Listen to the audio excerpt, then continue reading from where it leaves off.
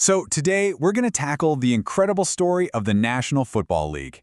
It's this amazing journey that takes us from these muddy, small-town fields, we're talking near brawls, all the way to the polished, multi-billion-dollar global spectacle we know today. And yeah, that's the big question, right? How did a sport that was once so rough and disorganized, seriously, it was dangerous, how did that transform into the most dominant force in American culture? Well, the answer is this wild story of chaos, unforgettable characters, and just ruthless evolution. Okay, so let's dive in by going all the way back to the start. Because long before the Super Bowls, before the massive stadiums, the NFL was really just this loose collection of teams from old industrial towns. And it was forged in, well, absolute chaos. The early league was the pure Wild West. It was literally founded in a car dealership. And that first playoff game in 1932, it just perfectly captures the mayhem. It got moved indoors because of a blizzard onto this tiny field, and the Bears won on a jump pass touchdown that was probably legal at the time. So what happened? The very next year, the league changed the rule. They were basically making it up as they went along. Think about this number for a second, $500.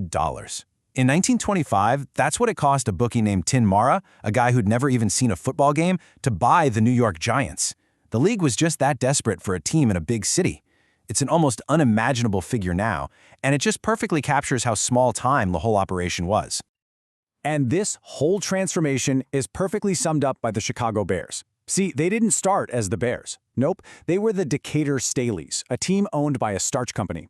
When they moved to Chicago, the owner, George Halas, he named them the Bears as a nod to the city's baseball team, the Cubs. His logic? Football players are bigger and tougher than baseball players. From a company team to a global brand, that's the story of the NFL in a nutshell. All right, so the league is starting to take shape. But, a league isn't just about rules and franchises. It's about personality. The NFL really, truly came alive when it started forging these iconic identities, built on fierce competition and some absolutely unforgettable characters. So how'd that happen? Well, teams started to actually reflect their communities. The Packers were named for the meatpacking company their founder worked for. The 49ers for the California Gold Rush. Green Bay even developed that completely unique, fan-owned model that's still around today. But more than anything, it was the rivalries and the rebels that created the league's soul. And when you talk about rebels, you have to talk about Al Davis. His whole philosophy, just win, baby, and the Raiders' silver and black defiant persona. It created this powerful identity that was bigger than the sport itself. They were the league's anti-heroes. You either loved them or you hated them, but you could not ignore them. And you have to understand, these rivalries were personal. They were deeply violent. It wasn't just about winning. It was about totally dominating and humiliating your opponent.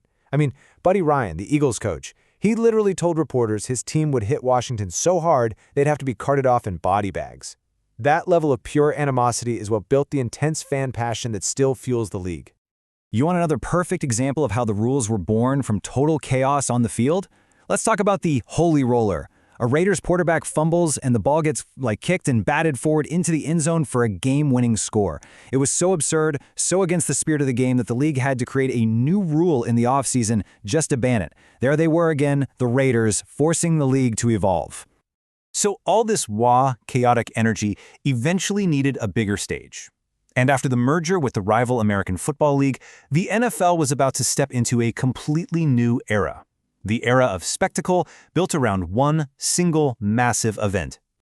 But here's the crazy part. The Super Bowl had a surprisingly modest start. That first championship game between the NFL and AFL champs, it wasn't even officially called the Super Bowl. And get this, it failed to sell out. Can you imagine? It was just a football game, not the massive cultural event it was about to become. Nothing tracks the game's explosion in popularity quite like the cost of a 30-second ad. It went from $42,000 in 1967 all the way to over $5.5 million in recent years. There's no better way to measure its journey from just a championship game to a global commercial phenomenon. And the halftime show tells the exact same story. It started with college marching bands, but then in 1993, the league booked Michael Jackson and everything changed. He turned the halftime show from, a bathroom break into this can't-miss spectacle that became just as big as the game itself. And it all leads to this number. Over 114 million people. That's the average viewership in the US alone.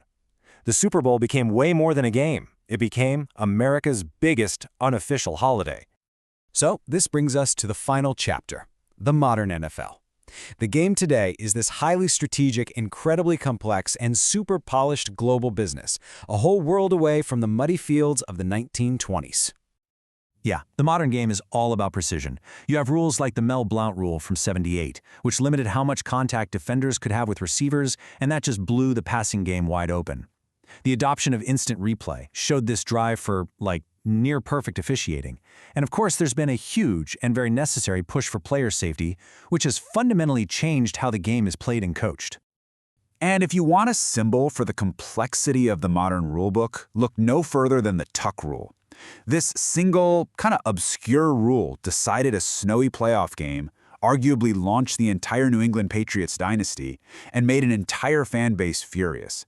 It showed that the game was no longer just about brute force, but about this deep, almost legalistic understanding of an incredibly detailed set of laws. So in the end, the NFL's journey, from a $500 bet to a global entertainment empire, is really a story of relentless adaptation. It has consistently evolved, shedding its chaotic past to become the polished, powerful, and sometimes controversial product we all watch today. For more than 100 years, the league has survived and thrived by constantly reinventing itself. So it leaves you with one last question, right?